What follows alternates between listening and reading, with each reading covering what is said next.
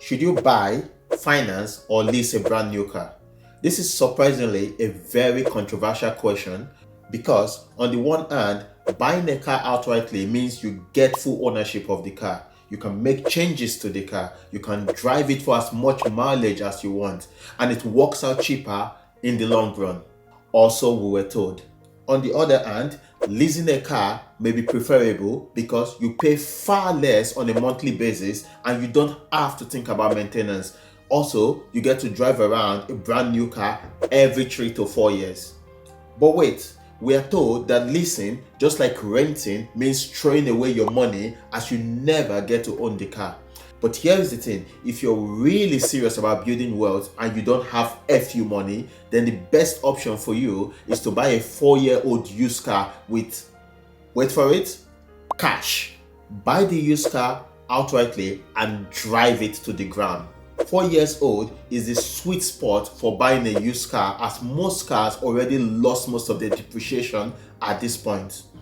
But if you're still curious about which is the best option for buying a brand new car, or let's just say you have a lot of money to burn, or quite frankly, you just don't care about your net worth, maybe because you need to show off that brand new car to your old classmates at the next school reunion, then this video is for you.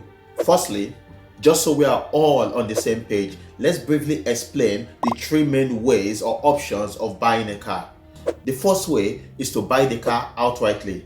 That means you pay the full price of the car on day one and you don't have to worry about payments or interest going forward. Pretty straightforward, right? No foul, no harm. The second way to buy a car is through finance. And in the UK, this is often referred to as hire purchase, and it works in a similar way to a personal loan. Here's how it works. 1. You pay a deposit towards the car. 2. You borrow the outstanding amount at a set interest rate for an agreed period of time. 3.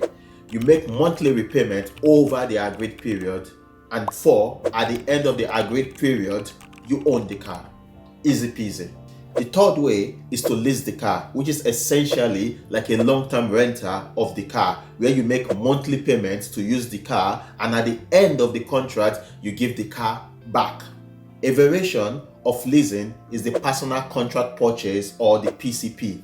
The main difference between a traditional leasing and a PCP is that in the PCP, you have the option of keeping the car by paying a pre-agreed final value, or you can just use that final value to part exchange the car for a new one. Whew. Felt like I was listening to a finance lecture. I know. Well, now that that's out of the way, let's figure out which the best option is for you. And might I add, this is not financial advice. If you are confused about what option you want to go for, go ask your mama or go ask your third uncle. Better still, ask your financial advisor. But there is one advice that I am fully qualified to give you, and that is to like and share this video and subscribe to the channel. See, you didn't even have to pay for that advice. And as a thank you, here's the picture of a kitten. Oh, so cute. Now, to understand the full implication of each option, we'll be doing our analysis using one of the most reliable and beloved middle-sized family car in 2023. That is the Lamborghini Aventador.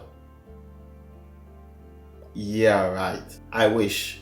But hey, who needs a Lamborghini when you've got the good old Honda Civic? Yes. We are going to be doing this analysis using the 2023 Honda Civic because, according to Experian Automotive and Dave Ramsey, this is one of the most popular cars among average millionaires. Well, the survey says Honda Accord, but the Honda dealership next to where I live didn't have the Honda Accord, so I went for the next best thing, the Honda Civic. So let's set the parameters based on my research and info given to me by the dealer. Firstly, the cost of the price is £35,000, and don't worry about the currency. The same logic applies even if you use the US dollar, the naira, the rupees, or whatever currency you fancy. Secondly, the down payment, otherwise known as the deposit, will be 20%, and that equates to £7,000. Thirdly, the agreed period, otherwise known as the term period, is 4 years. Next, the annual percentage rate, that is the APR, is 8.9%. Next, the annual contract mileage is 10,000 miles per year, which brings us to a total of 40,000 miles in 4 years. And finally, the resale value of this car after 4 years will be £15,000. Now, this is a bit sticky as I got the resale value by using Auto Trader platform. I will define the parameters to search for a 4-year-old Honda Civic, that is a 2019 Honda Civic with about 40,000 mileage. But do keep in mind that used cars are currently overvalued, so take this price with a grain of salt because in 4 years' time, the price might be significantly lower. Now, the first option we discussed was buying the car outrightly for £35,000.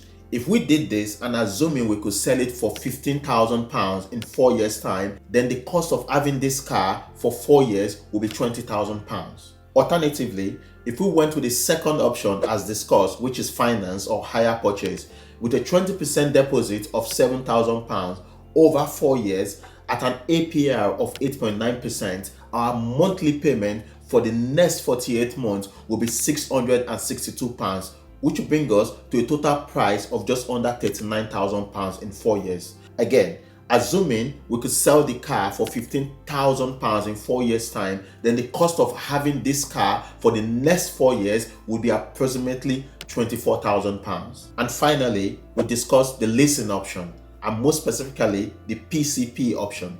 Using the same parameters with a 20% deposit of £7,000 over 4 years at an APR of 8.9%, our monthly payment for the next 47 months will be £480 and an optional final payment of £12,500. This will bring us to a total of about £42,000 in 4 years. If we decide not to keep the car at the end of the 4 years, then the cost of having this car for that duration will be approximately £30,000. From these numbers, you can see that if I went for the PCP option, I would be spending £6,000 more than the HP option.